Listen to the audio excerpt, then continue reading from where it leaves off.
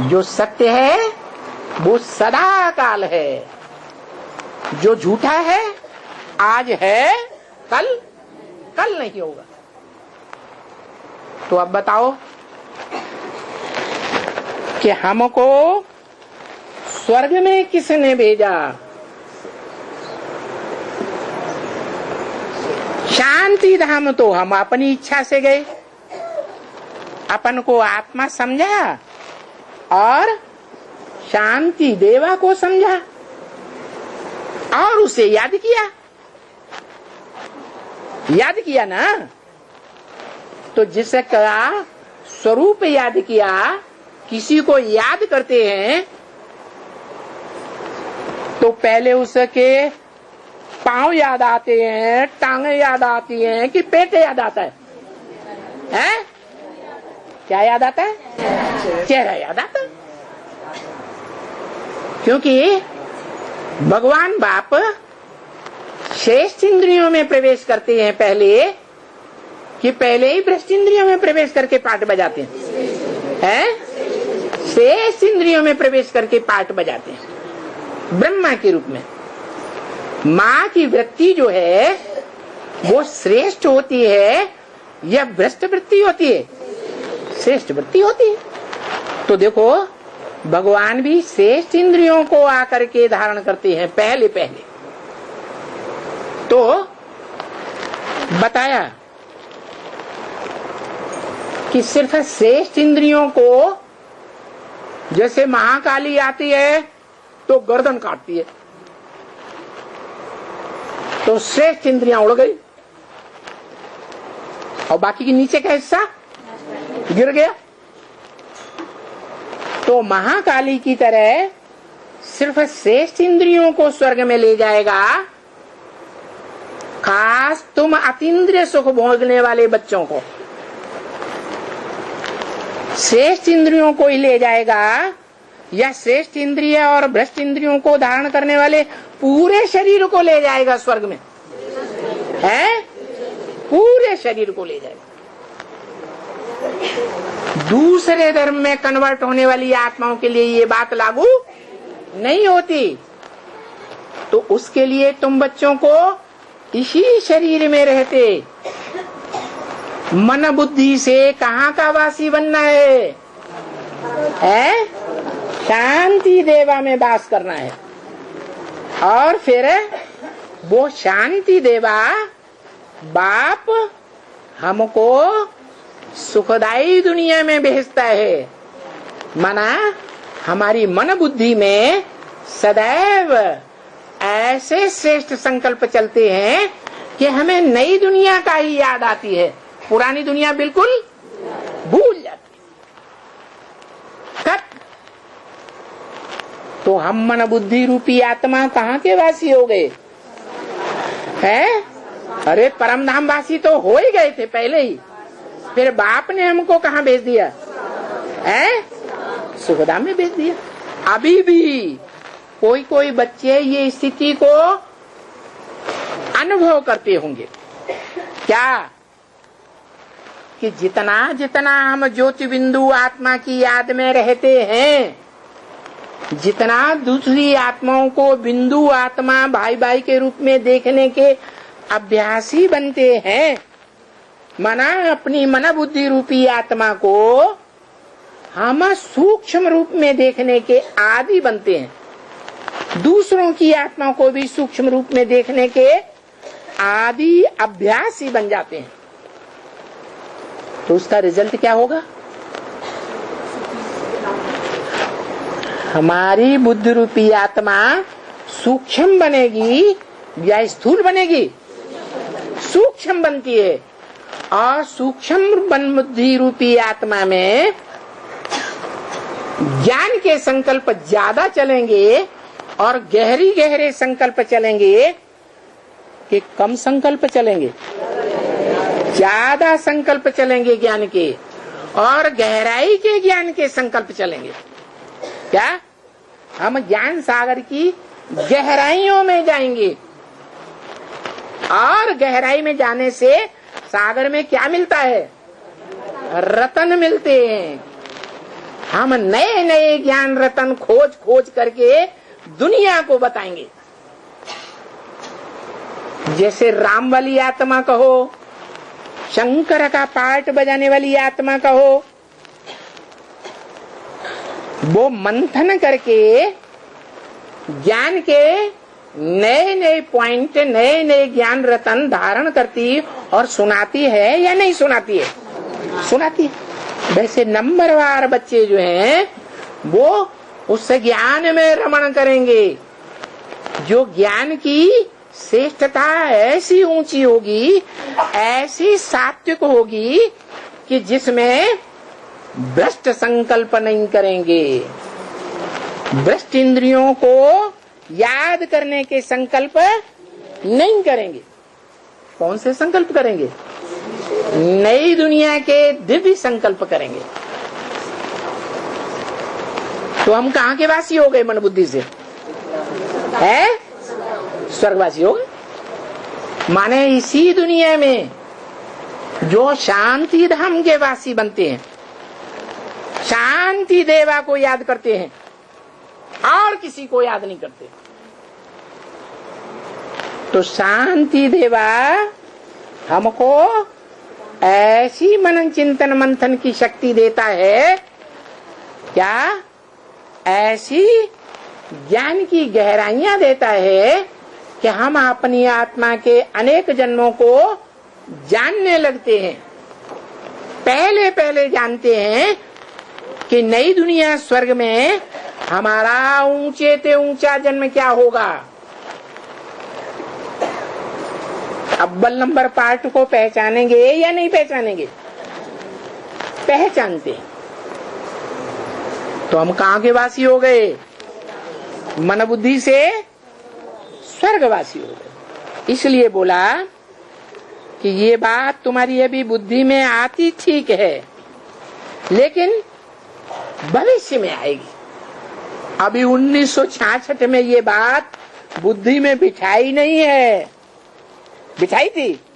नहीं बिठाई। और न तुम बच्चों की बुद्धि में बैठा है। कब? 66 में। बाद की बात बताई। क्या? जब शिव बाप त्रिनेत्री देवता में आते हैं, तब तुम बच्चों की बुद्धि में ये बात बिठाई जाती है और तुम्हारी बुद्धि में ये बात बैठ जाती है। क्या? कि पहले पहले तुम अपन को ज्योति बिंदु आत्मा समझो और यही समझो कि हम पहले पहले अपने बाप के घर में रहते हैं। है? कहाँ रहते हैं? बाप के घर में। कौन से बाप के घर में? लौकिक बाप नहीं, वो तो देह का संबंधी है। क्या? देह के संबंधियों से तो नष्टो मोआ स्मृति लब्धा होना है। आत्मा के बाप की बात है, लेकिन आत्मा का बाप सुप्रीम सोल शिव जब तक इस सृष्टि में साकार मनुष्य रथ में न आवे, तब तक उसको कोई पहचान नहीं सकता। क्योंकि साकार में आकर के मुख से ज्ञान देगा, तभी तो आत्मा की पहचान होगी। कि पहले हो जाएगी? तो वो सुप्रीम सोल शिव आत्माओं का बाप जब इस सृष्टि पर साकार मनुष्य तन में आता है मुकर्रर रूप से, तब तुम्हारी बुद्धि में ये बात बैठती है। क्या? कि पहले हम कहाँ के वासी बनेंगे? हैं? शांति धाम के वासी बनेंगे।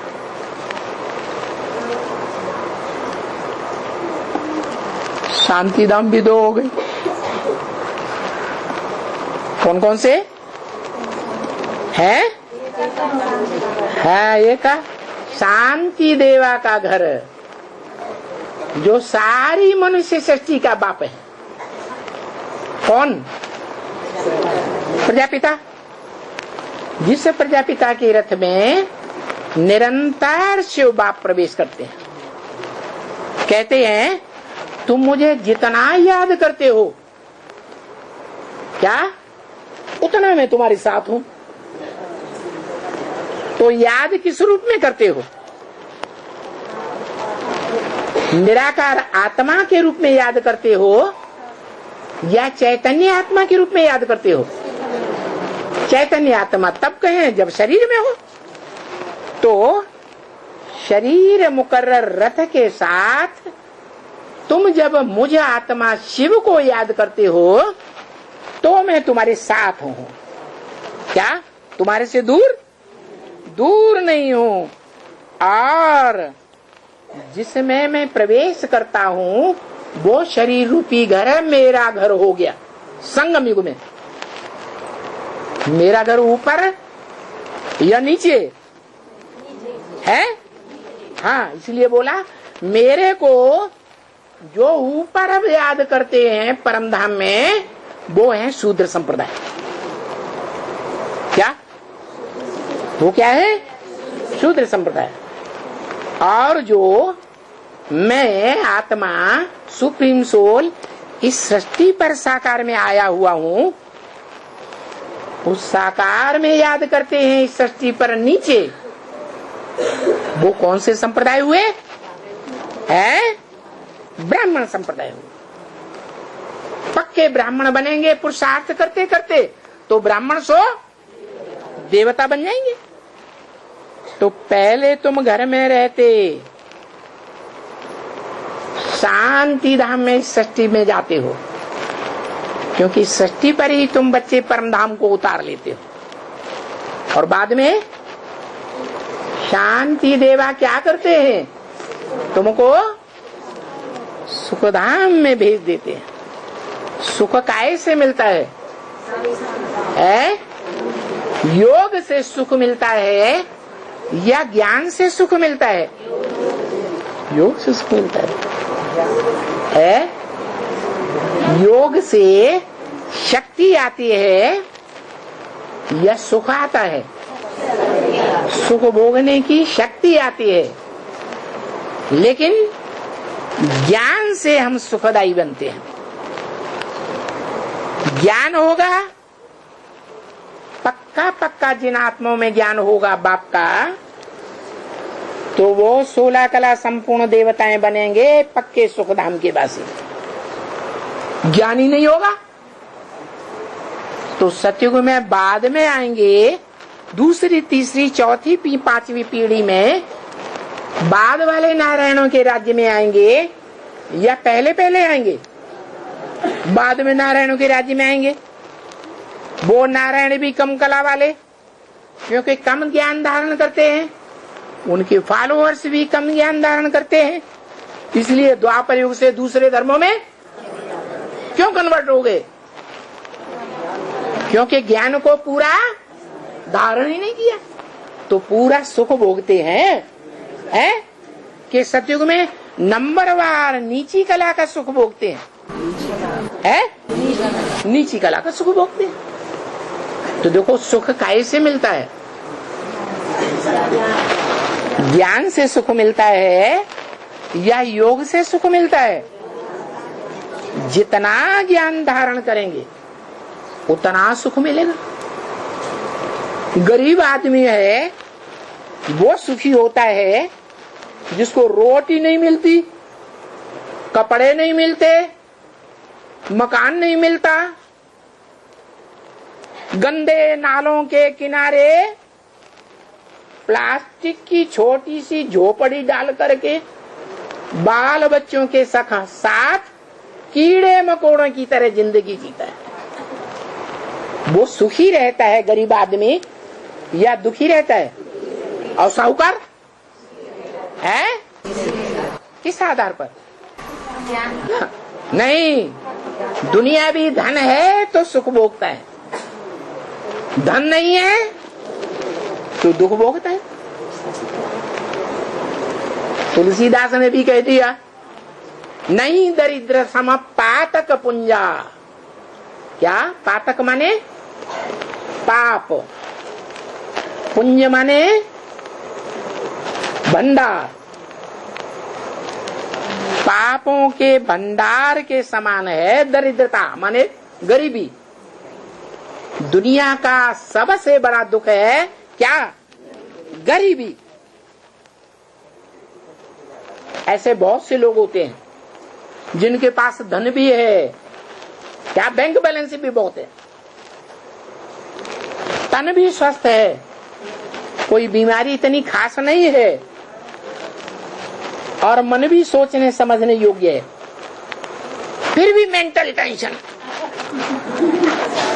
होता है या नहीं? तो देखो कितना दुखी होते। वास्तव में वो उनका आर्टिफिशियल दुख है। क्या? उन्होंने अपनी आत्मा को नहीं पहचाना है।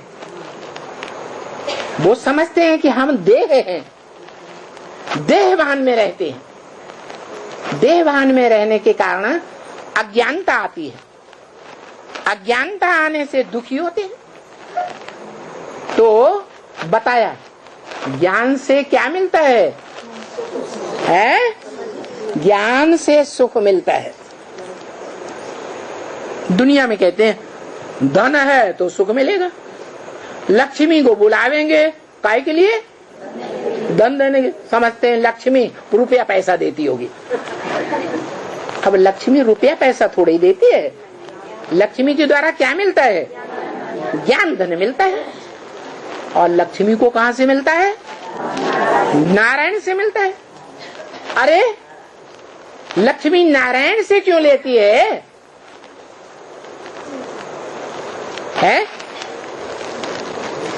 क्यों लेती है जब खुद ही धन देने वाली है? नहीं, वो खुद धन देने वाली इसलिए बनती है कि उसमें जन्म जन्मांतर की प्योरिटी के संस्कार है। इसलिए बाबा ने बताया कन्याओं माताओं के द्वारा ये ज्ञान दिया जाना चाहिए। कन्याओं के मुख से ज्ञान देना, माताओं के मुख से ज्ञान देना अच्छा है। क्या? पुरुषों के मुख से ज्ञान देना शोभता नहीं है। क्यों नहीं शोभता है? क्योंकि पुरुष सब दुर्योधन दुशासन। अकेले में बंद कमरे में सुंदर स्त्री और कन्या को पाकर के चंचलता किए बगैर नहीं रहते हैं। अपनी इंद्रियों पर उनको कंट्रोल नहीं रहता है। ये कंट्रोल शिव की शक्तियां कर सकती हैं, कन्याएं माताएं कर सकती हैं। इसलिए बोला तुम सब सीताएं हो। सीता माने शीतल, शीतल स्वभाव संस्कार वाली। क्या? गर्म होने वाली नहीं। तो शीतल स्वभाव संस्कार वाली कन्याओं माताओं को ज्ञान का कलश देते हैं। उनमें अव्वल नंबर कौन है? जगदम्बा या लक्ष्मी? जगदम्बा नहीं है, लक्ष्मी है। क्योंकि जो जगदम्बा नाम है वो काम के आधार पर है। किसकी अम्बा? जगत की अम्बा। जगत में कितने धर्म हैं? ढेरों धर्म हैं। वो धर्मावलंबी और धर्म पिताएं नीचे ते नीचे कुल के हैं, नास्तिक भी हैं, जो न स्वर्ग को मानते, न आत्मा को मानते, न नरक को मानते, न परमात्मा को मानते। उनमें व्यभिचार ही व्यभिचार चलता है। कीड़े मकोड़ों की तरह जिंदगी, न कोई अम्मा, न कोई बहन, न कोई बेटी। ऐसा राज्य उनमें चलता है। तो वो नास्तिक राज्य कहलाता है। उन नास्तिकों की भी अम्बा कोई है या नहीं? कौन? जगदम्बा। तो माँ का स्वभाव होता है कैसा भी नीचे से नीचे बच्चा हो, लुच्चा, लफंगा, चोर, डकैत, शराबी, कबाबी, उसको भी अपने से दूर रखना चाहती है या नजदीक रखना चाहेगी? हैं? नजदीक रखना चाहेगी। समझती है मेरे से ज्यादा इसकी सुरक्षा कोई नहीं करेगा। तो ऐसे नीच आत्माओं का भी संग जो करेगा तो संग का रंग लगेगा या नहीं लगेगा? इसलिए माताओं को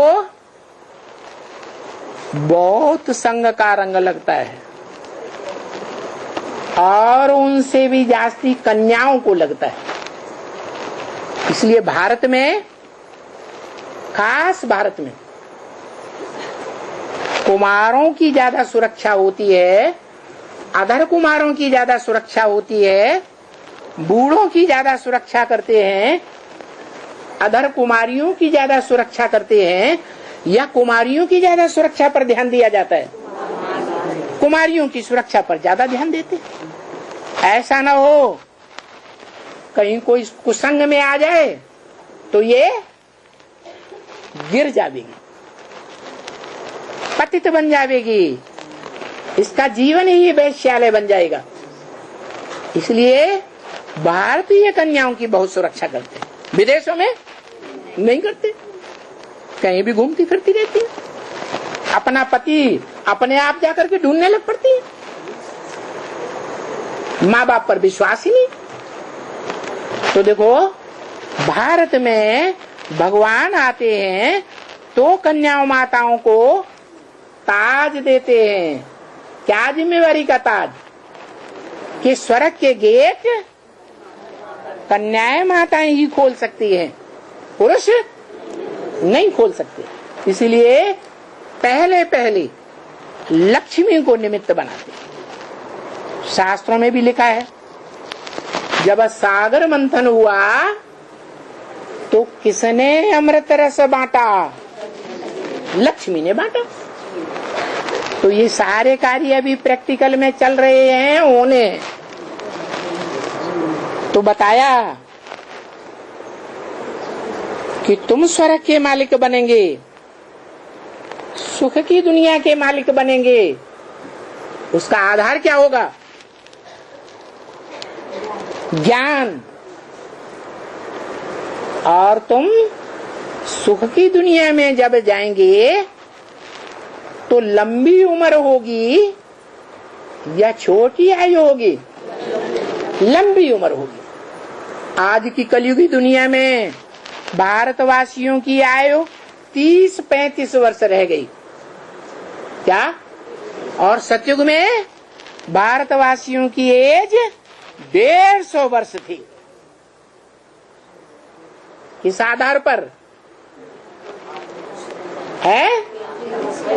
आत्मिक स्थिति के आधार पर परमात्मा बाप भी याद आता है।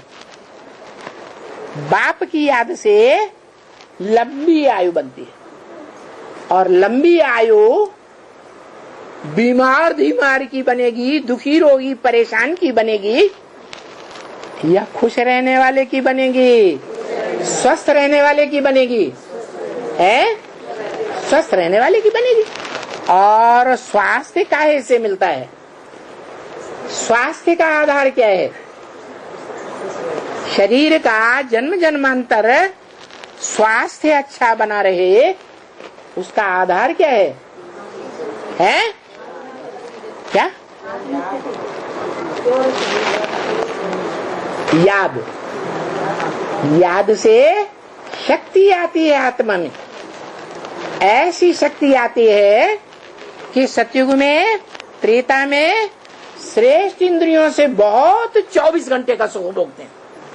क्षणभंगुर आज की दुनिया की तरह नहीं। और कलयुग में क्या होता है? क्षणभंगुर सुख रह जाता है। वो भी श्रेष्ठ इंद्रियों का सुख होता है या भ्रष्ट इंद्रियों का सुख होता है? भ्रष्ट इंद्रियों का सुख होता है, भ्रष्ट सुख होता है। तो बताया कि तुम अपन को आत्मा समझो। तुम्हारे पास सीढ़ी बनी हुई है कि हमने 84 जन्म लिए। अभी तुम पतित बने हो आखिरी जन्म में। अभी पावन बनने के लिए क्या करना है? पवित्र बनने के लिए याद करना है, माने योग की पावर धारण करनी है। कैसी योग की पावर? सन्यासी जैसे बैठ जाते हैं घर बार छोड़ करके, काम धंधा छोड़ करके, ऐसी याद में नहीं। बाप आते हैं तो प्रवृत्ति मार्ग में रह करके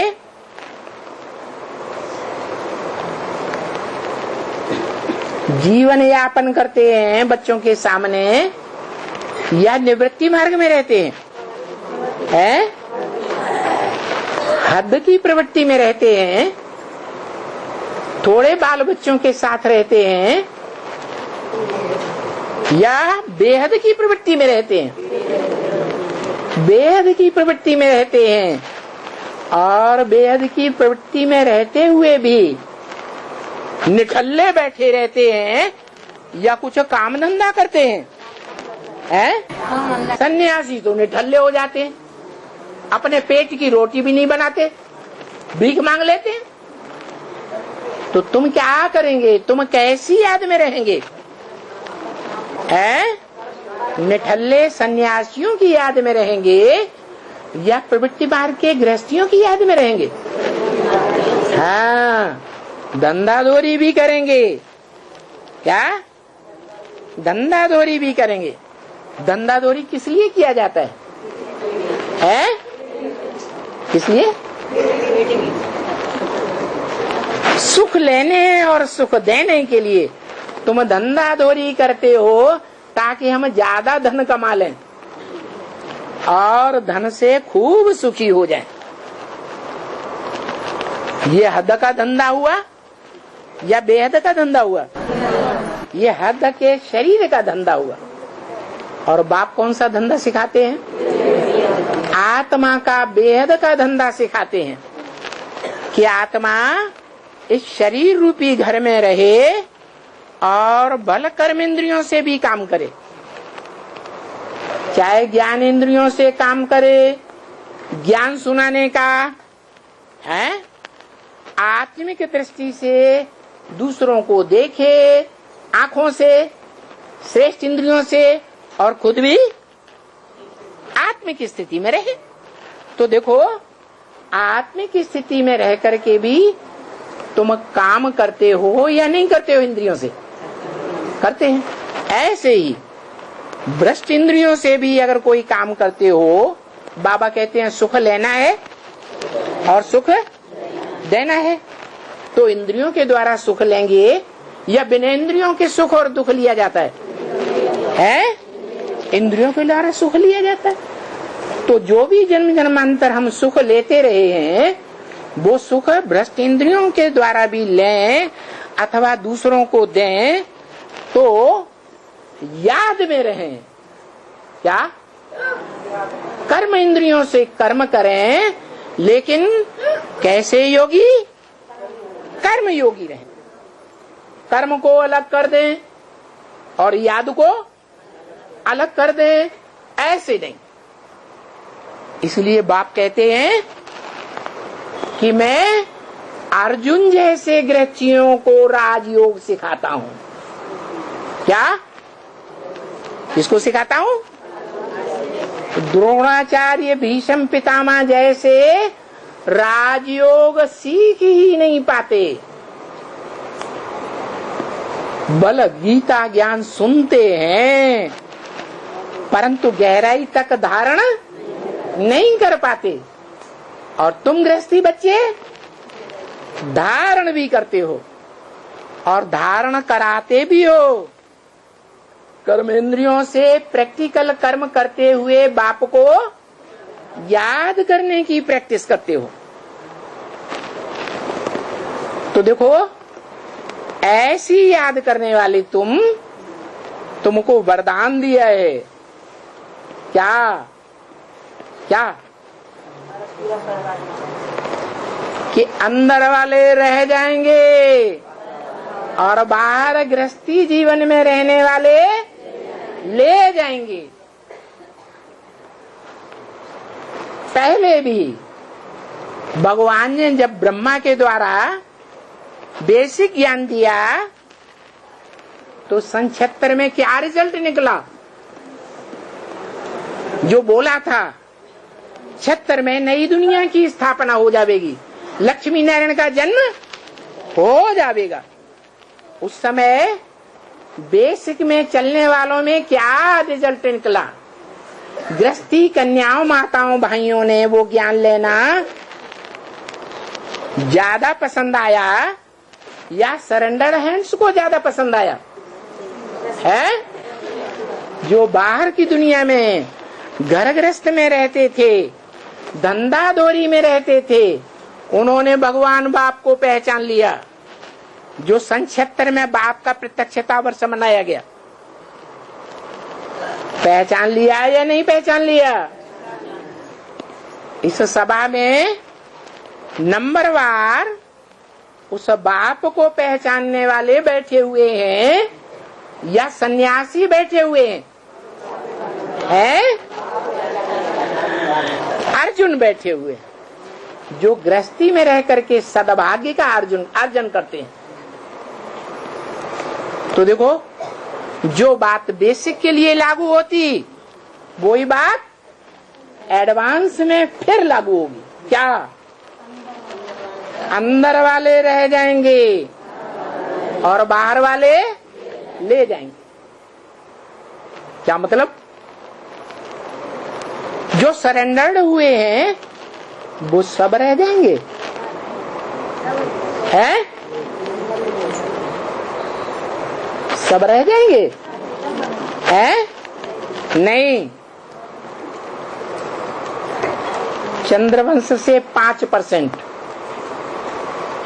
और सूर्यवंश से भी 5%, दोनों मिला करके 4.5 लाख आत्माएं ऐसी निकलेंगी जो घर गृहस्थ में रहते हुए एक बाप से इंद्रियों का संबंध जोड़ने वाली होंगी। सन्यासियों की तरह इंद्रियों का धंधा छोड़ने वाले नहीं होंगे। छोड़ तो देते हैं, लेकिन मन बुद्धि कहाँ चली जाती है? वही पुरानी बाल बच्चों की दुनिया को बार बार याद करती है कि नहीं करती है?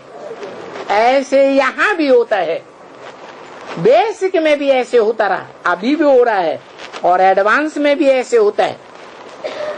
ऐसे सरेंडर्ड बहुत कम हैं जिन्होंने देखने में तो आता है दुनियादारी को छोड़ दिया, लेकिन मन बुद्धि कहाँ धरी रहती है? बाहर की दुनिया में रहती है या बाप ही उनका घर है? बाप का घर ही उनका घर गृहस्थ है? ज्यादातर कैसे हैं? बाप के साथ हैं। दूसरे धर्म के बीज नहीं है एडवांस में। और कितने % हैं? 90% दूसरे धर्मों के हैं जो और धर्मों में कन्वर्ट हो जाते हैं, और 10% सिर्फ है, उससे भी कम वो असल सूर्यवंशी हैं जो एक माता पिता की बुद्धि में रहती है। याद कंबाइंड रूप माँ बाप को याद करते हैं। याद भी उनकी प्रवृत्ति मार्ग की है, उनके लिए डायरेक्शन है। ऐसे नहीं कि सिर्फ बाप की बात को ही मानना है, माता की बात को भी मानना है या नहीं मानना है? तो माता भी प्रैक्टिकल में बाप जरूर बनाते हैं। तो जो प्रैक्टिकल में माता होती है उसकी बात पर भी चलना चाहिए, लेकिन ये बोल दिया कि ब्रह्मा कुमारी की भी जो मत मिले उसे भी जज करना है। क्या? बाप के महावाक्यों से कि वो मत ब्रह्मा कुमारी की दी हुई राइट है या रंग है। अगर रंग मत है, बाप की मत के विपरीत मत है, तो कंफर्म जरूर करना है। क्या? ऐसे नहीं कि जो बोला सो सत्य वचन महाराज, ठीक है कृपा निधान, सत्य है दया निधान, भक्तों की तरह चल पड़े। नहीं, बाप ने बोला है, बुद्धिमानों की बुद्धि बाप है, आत्माओं का बाप। तो बुद्धिमान बाप के जो बच्चे होंगे वो भी कैसे होंगे? बुद्धिमान बच्चे होंगे। बुद्धिमान बच्चों का काम है कि बिना प्रूफ और प्रमाण के कोई बात मानना नहीं चाहिए। नहीं तो बहुत हैं ऐसे बोल देते हैं, बाबा ने हमको ये डायरेक्शन दिया है, बाबा ने हमको बता दिया है कि तुम ऐसा करो वैसा करो कैसा करो। केवल उनके कहने मात्र से नहीं मानना है। क्या? बोलो, हमें क्या मालूम तुम्हें बाप ने बता दिया कि नहीं बता दिया। हमें तो बाबा की वाणी हमारे सामने है, बाबा की वाणी तो ऐसे कहती है और तुम तो ऐसे कह रहे हो, ऐसा करने के लिए बोल रहे हो। फिर ये दो बातें कैसे हो सकती है? हमें एक मत पर चलना है कि दो मत पर चलना है? हमें दो राजा बनाने हैं या एक राजा बनाना है? एक राजा बनाना है। एक राज्य, एक धर्म, एक मत, एक कुल, एक भाषा होनी चाहिए। आपने ये दूसरी भाषा कहां से निकाल ली? बोलना चाहिए, इसमें घबराने की कोई बात नहीं। नहीं तो भक्ति मार्ग के जो चेले होते हैं ना, चेलियां होती हैं, वो गुरुओं से बहुत डरती हैं। क्या? ऐसी डरने वाली शिव शक्तियां होंगी क्या? हैं? उनको शिव शक्तियां कहेंगे या लिद्धड़ियां कहेंगे? वो तो रावण के सिर पर जो गधा होता है ना, उस गधे के साथ रहने वाली क्या होंगी? हैं? गधेड़ियां होंगी। अरे हमने तो लक्ष्य लिया है क्या? हम क्या बनेंगी? शिव की शक्तियां बनेंगी। तो देखो, बाप तो कितना गहरा गहरा समझाते हैं। समझाने वाला वो बाप एडवांस नॉलेज जिसे कहा जाता है, हायर सेकेंडरी स्कूल, कॉलेज की जो हाईएस्ट पढ़ाई होती है, वो पढ़ाई पढ़ाने वाला टीचर है, सुप्रीम टीचर।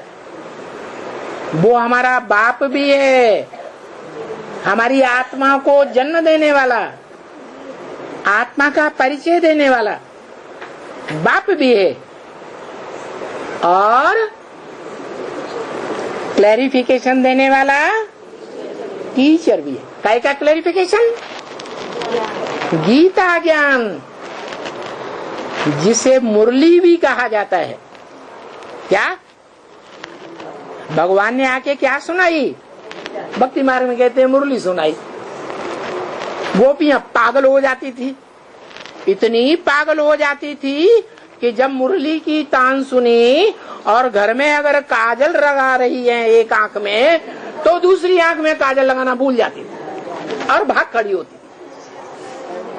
देखो ऐसा पागलपन, दीवानी हो गई। तो बाप कहते हैं तुम तो गोपियां हो, मनसा के आधार पर, श्रेष्ठ संकल्पों के आधार पर बाप के साथ गुप्त संबंध जोड़ने वाली हो। गुप्त संबंध जोड़ने वालों को गोप और गोपी कहा जाता है। तो ऐसी गोप गोपियां जब तुम्हें बनना है तो उसके लिए तुम्हारी बुद्धि में ये सीढ़ी का चित्र रहना चाहिए कि हम कैसे नीचे उतरते हैं, फिर कैसे ऊपर, कैसे नीचे उतरते हैं। अरे नीचे उतरने का कोई कारण होता होगा ना, क्या कारण है? क्यों? सत्युग त्रेता में आत्मिक स्थिति नहीं रहती, वहाँ कम कलाएं नहीं होती, तो नीचे नहीं उतरे। तो क्यों कहते हो? है? हाँ, सत्युग के आदि से ही जो सबसे आदि है, ऊंचे से ऊंचा आदि पुरुष कहा जाता है, जिसका नाम शिव के साथ ऊंचे से ऊंचा करतार के साथ जोड़ा जाता है, उससे हम नीचे उतर आते हैं, उसके संग से नीचे उतरते हैं, औरों का संग पकड़ते हैं। कोई तो सतयुग की दूसरी पीढ़ी के नारायण को पकड़ लेते हैं, कोई तीसरे नारायण को, कोई चौथी, कोई आठवें नारायण को पकड़ लेते हैं, उस पीढ़ी में जाके जन्म लेते हैं। फिर वही नारायण और उनके फॉलोअर्स द्वापर युग में दूसरे धर्मों में कन्वर्ट हो जाते हैं। तो देखो गलती किसकी हुई? संग का रंग लेने से गलती हुई कि बिना संग के रंग के नीचे गिरते हैं। नीचे आत्माओं का संग करते हैं तो नीचे गिरते हैं। और नीची किस्म की आत्माएं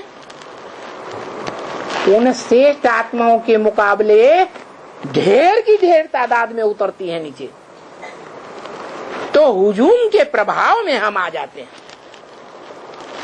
क्या?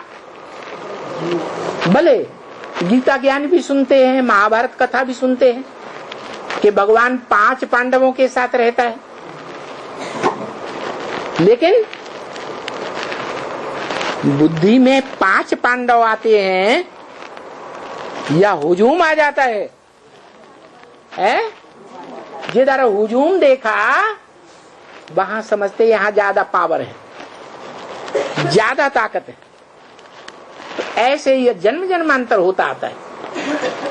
संग के रंग से हम नीचे उतरते आए और यहाँ तक आते आते कलयुग के अंत में मनुष्य से क्या बन गए?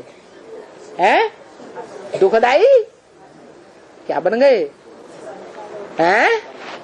अरे जो दुखी दुख देते हैं उनको क्या कहते हैं? राक्षस। राक्षस राक्षसी बन गए। फिर सीढ़ी में क्या दिखाया? ऊंचे कैसे चढ़ते हैं? सीढ़ी में दिखाया कि नहीं दिखाया? क्या दिखाया? कहाँ दिखाया? सीढ़ी में नीचे दिखाया कि ऊपर दिखाया कि दाईं ओर दिखाया कि बाईं ओर दिखाया? अरे सीढ़ी को देखा नहीं है? ये है ना सीढ़ी है। इस सीढ़ी में ऊपर से नीचे नीचे नीचे उतरते आए। प्रजापिता जैसी आत्माएं जो ऊंचे से ऊंचे पार्ट बजाने वाली साबित हो जाती है। भगवान बाप के साथ जिसका नाम जोड़ा जाता है वो पतितम कामी कांटा बन जाता है। कांटा क्या करता है? दुख देता है। और फूल है सुख देता है। तो वो कामी कांटा जब पहली आत्मा मनुष्य सृष्टि की है वो ही नीचे गिर जाती है संग के रंग में आते आते, तो दूसरी आत्माओं का क्या हाल होगा? ऊंचे उठेंगी। तो कैसे ऊंचे उठती हैं? सीढ़ी में दिखाया है। अरे इसमें ऊंचा नहीं दिखाया, ऊंचे कैसे उठते हैं? तो कहाँ दिखाया, कहाँ दिखाया? दाईं ओर, बाईं ओर, नीचे, ऊपर, बीच में, कहाँ दिखाया है? दाईं ओर। सामने बैठो, तुम्हारा दायां हाथ किधर है?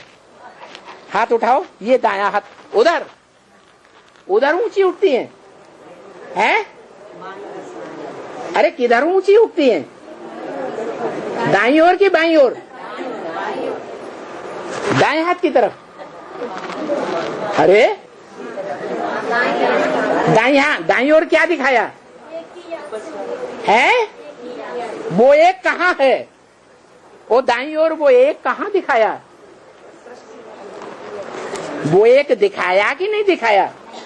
जिसके संग के रंग से, जिसकी याद में रह करके, जिसकी इंद्रियों के संग के रंग में रह करके हमें संग का रंग लगता है और इतने पावरफुल बन जाते हैं जैसे महाकाली जगदम्बा पावरफुल बन जाती है। इतनी पावरफुल बन जाती है वो प्रकृति का रूप धारण करने वाली जगदम्बा, जो सारी सृष्टि के विनाश का साकार निमित्त बनती है। उसको कहा जाता है असुर संहारिणी देवी। कौन सी है? महाकाली। वो महाकाली जो इस सृष्टि का रचयिता साकार में होता है, उसकी छाती पर पांव रख के खड़ी हो जाती है। कितनी पावरफुल बन जाती है? बनती है कि नहीं? किस आधार पर पावरफुल बनी इतनी कि उसमें इतनी शक्ति आ गई है? याद की शक्ति। हाँ, वो कह रहे हैं संग के रंग की शक्ति नहीं कि याद की शक्ति। अरे रसगुल्ला खाया होगा तो याद आएगा कि जिसने खाया ही नहीं, देखा ही नहीं, सुना ही नहीं कानों से, उसको याद आएगा। किसको याद आएगा? जिसने खाया होगा उसको याद आएगा। तो किसका संग का रंग सबसे जास्ती उस महाकाली रूपिणी जगदम्बा ने लिया है?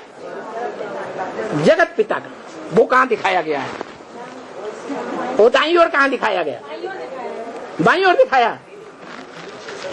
वो दाईं ओर दिखाया, ये बाईं ओर का हाथ में दिखाया। कहाँ दिखाया है?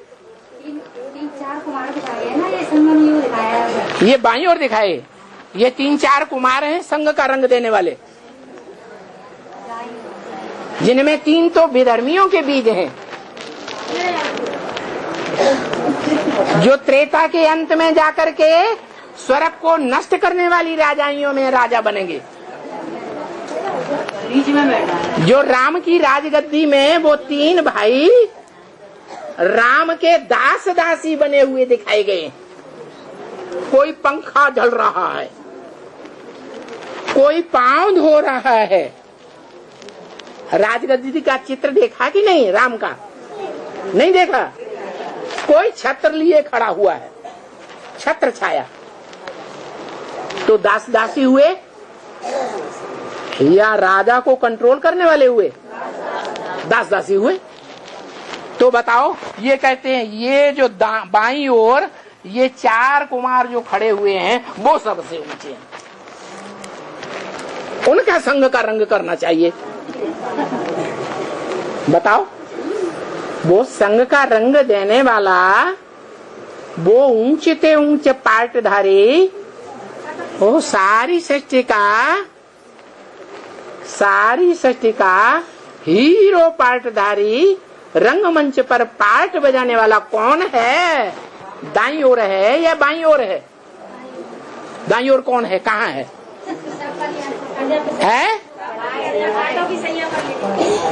रामवाली आत्मा कांटों की सैया पर यहाँ नीचे लेटी हुई है, जो खुद ही कांटों की सैया पर लेटा हुआ है? वो कांटों की सैया पर लेटने वाला हाय हाय करेगा, है? हाय ये कांटा चुभ गया, हाय ये कांटा चुभ गया। वो दुख से कराहेगा, दुख भोगता है या सुख भोगता है? उसका संग का रंग लेने से हम ऊंचे उठते हैं। वाह भाई है। अरे चित्र में बताओ कौन है? चित्र में है ही नहीं। कौन है? चित्र में दिखाया तो है कि एक ही जन्म में ऊंचे जाते हैं। हैं? कहाँ है उसमें लक्ष्मी नारायण? कहाँ दिखाए हैं? वो बीच में दिखाए, दाईं ओर दिखाए या बाईं ओर दिखाए? सौ से ऊपर दिखाए। लक्ष्मी नारायण बीच में दिखाए या दाईं ओर दिखाए या बाईं ओर दिखाए? ऊपर जाने का रास्ता तो दाईं ओर दिखाया है कि एक ही जन्म में हम मन बुद्धि की याद से एकदम ऊपर परम धाम में जाते हैं। वो कौन है? कौन है शिव बाबा? वो चित्र कौन सा है? कहाँ है प्रजापिता ब्रह्मा? यहाँ है? वो उधर, वो जो ऊपर जा रहे हैं वो ब्रह्मा का चित्र दिखाया है। जहाँ ब्रह्मा का चित्र सरस्वती का और बच्चों का दिखाया है, वहाँ के लिए तो मुरली में बोला है कि सीढ़ी में तुम बच्चों को नीचे लिखना चाहिए। क्या क्या? विनाश काले विपरीत बुद्धि विनश्यन्ति हो गए, क्योंकि उन्होंने बाप को पहचाना ही नहीं। पहचाना नहीं? पहचाना ब्रह्मा ने नहीं पहचाना, सरस्वती ने जिंदा रहते नहीं पहचाना, ब्रह्मा कुमार कुमारी कहलाने वालों ने भी नहीं पहचाना बाप को। तो जब बाप को पहचाना ही नहीं, ऊंचे ऊंचे बाप को, तो संग कैसे करेंगे? तो जो चित्र दिखाया है, एक ही जन्म में ऊंचे चले गए। वो ऊंचे ले जाने वाला जो निशानी दिखाई गई है, वहाँ कोई दिखाया है जिसका संग का रंग लेकर के जगदम्बा इतनी पावरफुल प्रकृति, प्रमाने प्रकृष्ट, कृति माने रचना, भगवान की इतनी प्रकृष्ट पावरफुल रचना बन गई कि सारी सृष्टि का विनाश का प्रैक्टिकल निमित्त बनती है। असुर संहारणी कही जाती है प्रकृति। वो संग के रंग से ऐसी बन गई। किसके संग के रंग से है? कहाँ है प्रजापिता? वहाँ है? अरे झूठी बात बोलते। जिसका संग का रंग लगेगा वो प्रैक्टिकल में लगेगा या हवा में लगेगा? तो कहाँ है प्रैक्टिकल संग का रंग देने वाला? है? वो दाईं ओर है कि बाईं ओर? बाईं ओर है, कभी दाईं ओर है, कभी बीच में है, कभी ऊपर है, कभी नीचे है। बाबा कहते हैं तुम बच्चों को अमृत वेले 4 चित्रों के सामने बैठ जाना चाहिए और मनन चिंतन मंथन करना चाहिए। नए नए पॉइंट निकलेंगे। मुरली में बहुत पहले से बोला हुआ है। तो जो बच्चे पहले पहले बाप के डायरेक्शन को ताजा ताजा खाएंगे, उनको उस फल से अच्छी अनुभूति होगी, या जो सड़ा गला के खाएंगे उनको अच्छी अनुभूति होगी।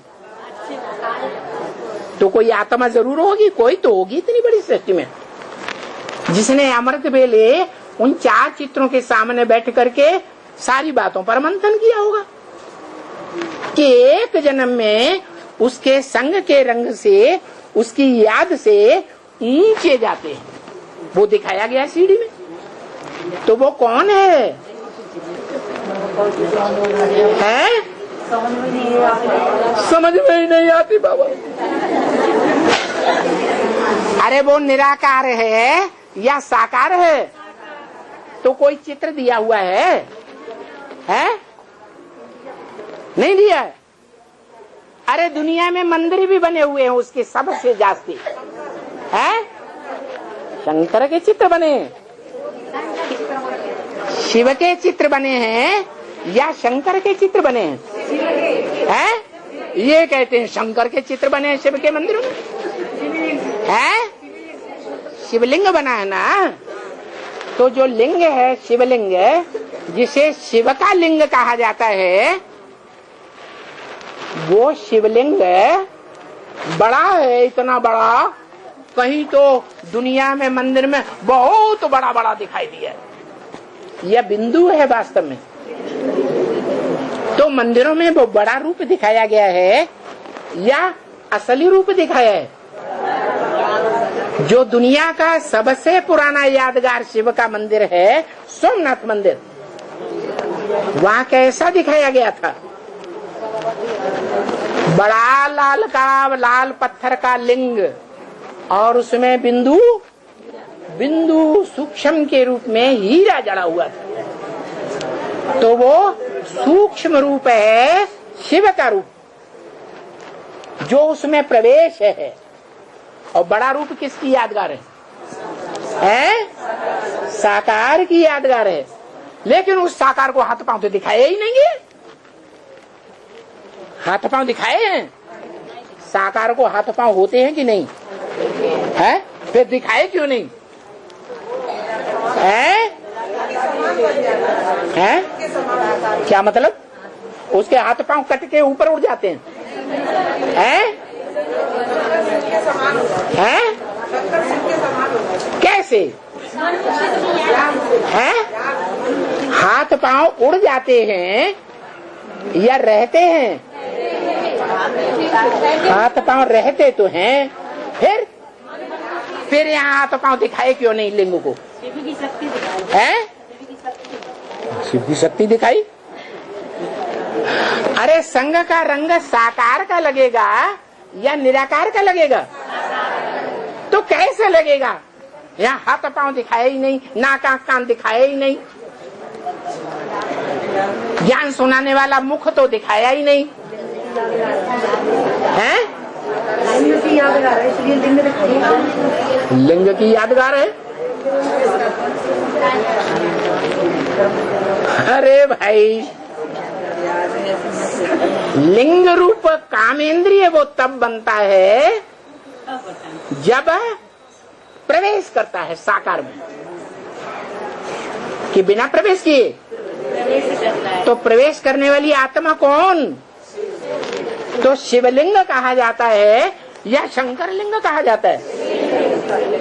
तो यहाँ लिंग जो रखा है बीच में, देखा ऊपर नीचे, याद उधर दाईं ओर, जहाँ ऊपर जा रहे हैं एक ही जन्म में, वो कौन रखा हुआ है? लिंग रखा हुआ है। वो साकार है या निराकार है? ज्योति बिंदु तो बीच में होता है। वो बिंदु तो बीच में है जो प्रवेश करता है। मेल तो है, हैं? अरे शिव जिसमें प्रवेश करता है वो साकार बड़ा रूप है। साकार तो है, पर यहाँ पर चित्र को दिखाया है।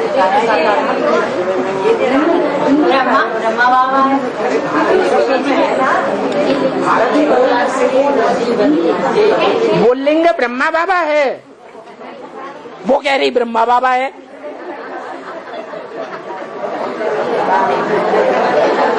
अरे जो लिंग रखा हुआ है वो आत्मा की यादगार है, जो शरीर को भूल जाता है। वो शंकर की आत्मा शरीर को और शरीर की ज्ञानेंद्रियों कर्मेंद्रियों को भूल जाता है।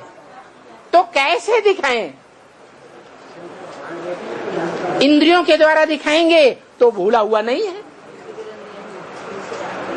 इंद्रियां हैं आत्मा को याद। अगर इंद्रियां नहीं दिखाएंगे लिंग को, साकार को, तो जैसे इंद्रियां है ही नहीं, आत्मा निराकारी बन गई। तो निराकारी जो आत्मा बन गई, लेकिन है जन्म जन्मांतर की साकार। क्या जन्म जन्मांतर की साकार स्वभाव की है, या शिव की तरह 5000 वर्ष निराकार बन के रहती है। अरे साकार बड़ा रूप धारण करके रहती है, जन्म जन्मांतर साकार रूप धारण करके रहती है, लेकिन यहाँ नहीं दिखाया है। क्या संगम युग में पुरुषार्थ की संपन्न स्टेज ऐसी बनती है कि इसको अपनी कर्मेंद्रियां और शरीर देह याद नहीं रहती। वो स्टेज दिखाई गई है कि ऐसी स्टेज वाले को अगर पहचान करके याद करेंगे तो तुम भी निराकारी, निर्विकारी और निरहंकारी आत्मा बन जाएंगे। तो ये बताया कि उस साकार बड़े में जिसको देह और देह की इंद्रियों, देह के संबंधियों, देह के पदार्थों की कोई याद है ही नहीं, उस बड़े रूप को भी अगर उसके संपन्न रूप को समझें बुद्धि में और उस रूप को याद करेंगे तो जिसको याद करेंगे वैसे ही बन जाएंगे। बाकी निराकार शिव ज्योति बिंदु को याद करना और सदैव निराकारी स्टेज में रहना, उसके लिए तो बता दिया। वो कठिन है सदा काल के लिए या सहज है? कठिन, इसलिए बताया सहज पुरुषार्थ कि न सिर्फ निराकार को याद करना है, न सिर्फ साकार को याद करना है, न आकारी भूत प्रेत को याद करना है। क्या करना है? साकार में निराकार को याद करने की प्रैक्टिस डालेंगे तो तुमको सहज हो जाएगा। और ये सहज याद दुनिया में 500-700 करोड़ मनुष्य आत्माएं सभी यही सहज पुरुषार्थ करती हैं। जो करती हैं वो इस साकारी सृष्टि में आकर साकार शरीर से सुख भोगती हैं, और जो नहीं करती हैं उस साकार को भगवान का स्वरूप साकार नहीं मानती है। गीता ज्ञान देने वाला, गीता ज्ञान दाता गीतापति भगवान नहीं मानती है तो वो स्वर्ग के सुख नहीं भोग सकती। जैसे इब्राहिम, बुद्ध, क्राइस्ट, गुरु नानक ये निराकार को ही मानेंगे, साकार को नहीं मानते। इसलिए बताया कि तुम बच्चों को बाबा ने ये सीढ़ी दी हुई है। अमृत बेले कुछ भी बुद्धि ज्यादा इधर उधर होती है तो सीढ़ी के सामने बैठ जाओ। क्यों? दूसरे चित्रों के सामने क्यों नहीं इतना जोर दिया? इसलिए कि जो भारतवासी हैं वो 84 जन्मों की सीढ़ी नीचे उतरते हैं और 84 जन्मों की सीढ़ी ऊपर भी चढ़ते हैं। दूसरे धर्म के न 84 जन्म लेते हैं न 84 जन्मों की सीढ़ी ऊपर चढ़ते हैं। इसलिए बताया कि अमृत वेले अगर अच्छी अवस्था न भी बनती है तो भी क्या करो, सीढ़ी के चित्र के सामने बैठ जाओ और एक एक बात पर मनन चिंतन मंथन करो कि ऐसा ये किस लिए दिखाया। तो क्या होगा? तुम भी पक्के भारतवासी देवता बन जाओगे। ओम। जिस मूर्ति को वो मुसलमान तोड़ करके गदे से सर तोड़ दिया और उस मूर्ति को ले जा करके अपने दरवाजे के सीढ़ियों पर डाल दिया है? यही भारत में तोड़ा। और भारत में भी उसने अपना जहाँ घर बनाया, अरे ले जाके डाला ना, तो सीढ़ी में चढ़ते समय भी पांव रखता था और दरवाजे से उतरते समय भी उस पर पांव रखता था। वो मूर्ति अलग से क्यों बनाई विक्रमादित्य ने? अगर लिंग को साकार रूप समझता था तो नहीं समझता था। आज तक किसी की बुद्धि में नहीं आया क्या कि जो शिवलिंग है वो साकार और निराकार का मेल है। ओम शांति।